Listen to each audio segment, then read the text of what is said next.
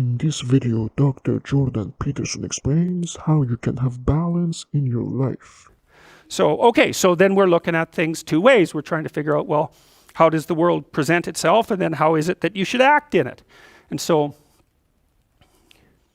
well, there's other constraints on the mechanisms of interpretation that you place in the world. So we could say, well, you're constrained in your interpretations by the constraints that other people place on you. But there's internal constraints as well. We talked about those mostly from a biological perspective, because you could also regard yourself in some sense as a loose internal society.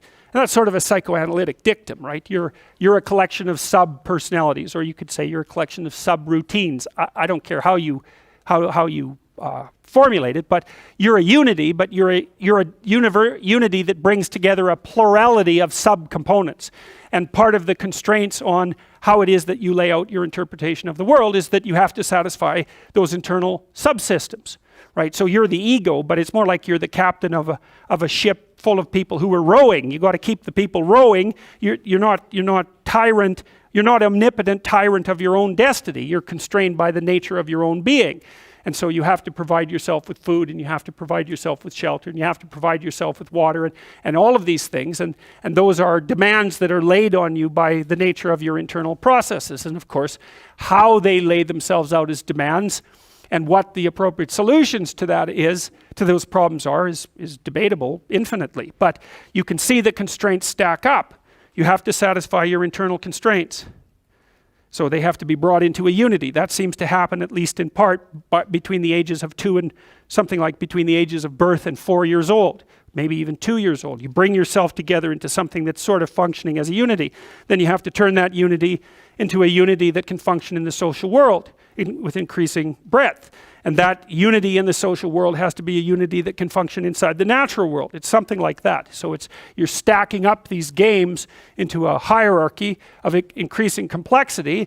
And one of the questions that emerges from that is, well, what should be at the top of the hierarchy? If it's a hierarchical structure, it has to be a hierarchical structure because some things have to be worth doing more than others, or you can't act, which is another thing I really don't like about the postmodernist ethos, because it claims that value structures are there to eliminate, to exclude and oppress, and never once notices that, well, yeah, fair enough, but value structures are also there so that you know which way to walk, because you can't figure out which way to walk without saying that that direction is preferable to that direction. So you're stuck with the damn things. And they do exclude. Obviously, category structures exclude. The question is, if you're going to have a value structure, how is it that it should be constituted? Well, we already described some of the constraints. Like if your value structure is perfectly functioning except that you don't get enough to eat, that turns out actually to be a fatal problem, right? And it might be, you can run into all sorts of fatal problems.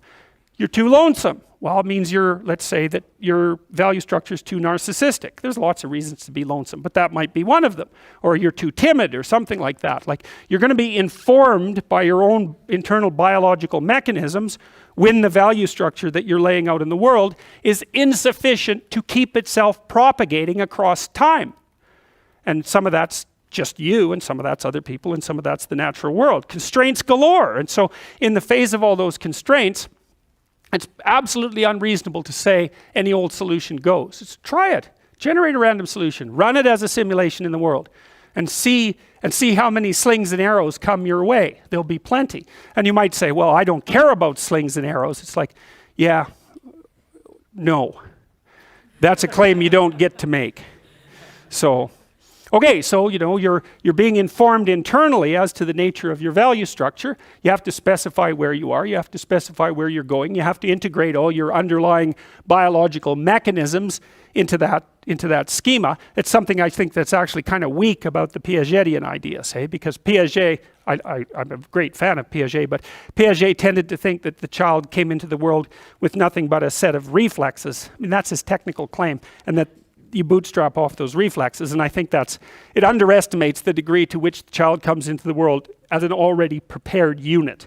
And I mean, he just thought of those things as so self-evident that you don't need to talk about them, but that's actually not true. You do need to talk about them. We know, for example, that if you provide children with food and shelter, and adequate food and shelter, but you don't interact with them socially, almost all of them die in the first year, right? It's not optional Touch is not optional for children. Attention is not optional for children. Play is not optional for children. So it isn't just like, well, the child comes into the world with a set of reflexes and can adapt to any old environment. It's like, no, the environment has to be structured in a certain way or the child will die. And it's very interesting when it comes to things like play and touch, because you wouldn't think of those as fundamental necessities, right? But it turns out that they are. If you deprive a child badly enough of play and touch in the first 3 years of their life, even if they survive, what comes out at the end of that is often something that's like barely recognizable as a functional human being and cannot be repaired after that point. And that experiment was done with Romanian orphans back in the 90s. So it was an ugly situation, to say the least.